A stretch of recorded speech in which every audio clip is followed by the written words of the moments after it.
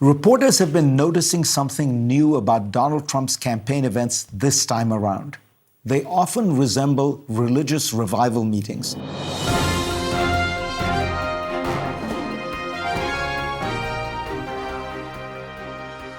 Trump is a shrewd reader of his supporters and has clearly seen what the data show. White evangelicals, who make up about 14% of the population, made up about 1/4 of voters in the 2020 elections, and about 3/4 of them voted for Donald Trump. As the scholar Ronald Inglehart has shown, since that year, religious decline in America has been the greatest of any country of the 49 surveyed. By one measure, America today is the 12th least religious country on earth. The old Protestant fundamentalism had been filled with warnings against sin, heresy, Catholicism, adultery, divorce, materialism, and any deviation from strict Christian morality. Secularization may be inevitable, but it does seem to coincide with a sense of loss for many, a loss of faith and community that might be at the heart of the loneliness that many people report experiencing these days. What does the man mean?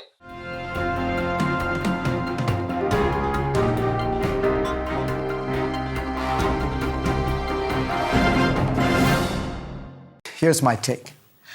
Reporters have been noticing something new about Donald Trump's campaign events this time around. They often resemble religious revival meetings. The New York Times notes that where his rallies were once improvised and volatile, their finales now feel more planned, solemn, and infused with religion. The closing 15 minutes evokes an evangelical altar call filled with references to God. Trump is a shrewd reader of his supporters and has clearly seen what the data show. White evangelicals, who make up about 14% of the population, made up about 1/4 of voters in the 2020 elections, and about 3/4 of them voted for Donald Trump. Even more striking, of those white voters who attend religious services once a month or more, 71% voted for Trump in the 2020 election. Even similarly religious blacks, by contrast, voted Democratic by a 9-to-1 ratio. The key to understanding Trump's coalition is the intensity of his support among white people who are and who claim to be devout Christians. This phenomenon must be viewed against one of the most significant shifts in American life over the last 2 decades, the dramatic and rapid secularization of America. As I write in my book, Age of Revolutions, America was long an outlier among advanced industrial countries in that it remained religious. But around the 1990s, that began to change, and the numbers plunged after 2007. As the scholar Ronald Inglehart has shown, since that year, religious decline in America has been the greatest of any country of the 49 surveyed. By one measure, America today is the 12th least religious country on earth. In 1990, according to the General Social Survey, less than 10% of Americans had no religious affiliation.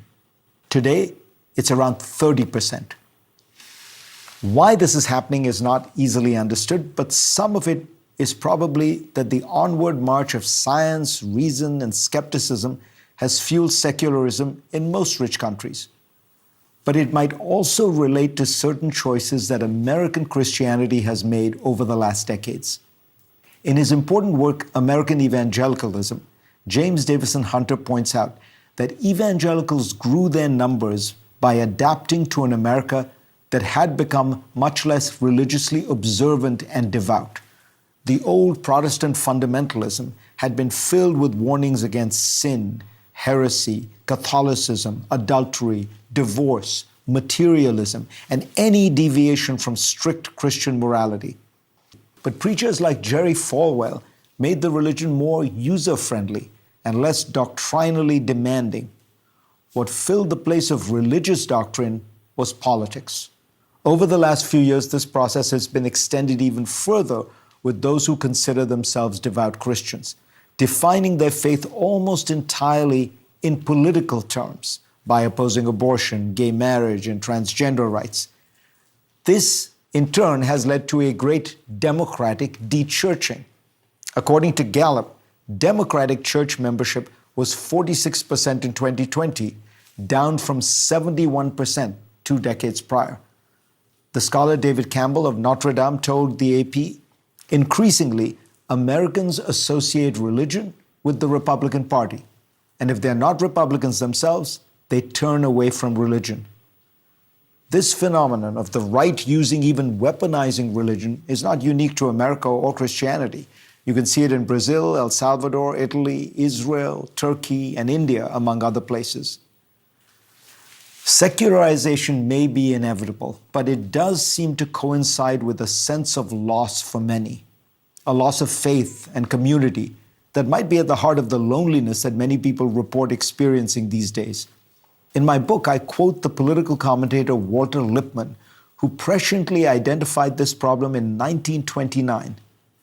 Men have been deprived of the sense of certainty as to why they were born, why they must work, whom they must love, what they must honor, where they may turn in sorrow and defeat. As I write in my book, into this void steps populism, nationalism, and authoritarianism. These modern political forces offer people a new faith, a new cause greater than themselves, to which they can devote themselves. Hungary's Prime Minister expressed this articulately to Tucker Carlson in an interview last year. There are certain things which are more important than me, than my ego. Family, nation, God. This is the great political challenge of our time. Liberal democracy gives people greater liberty than ever before, breaking down repression and control everywhere, in politics, in religion, in society. But as the philosopher Kierkegaard wrote, anxiety is the dizziness of freedom. Modern society gives us all wealth, technology, and autonomy. But for many, these things cannot fill the hole in the heart that God and faith once occupied. To fill it with politics is dangerous, but that seems to be the shape of things to come.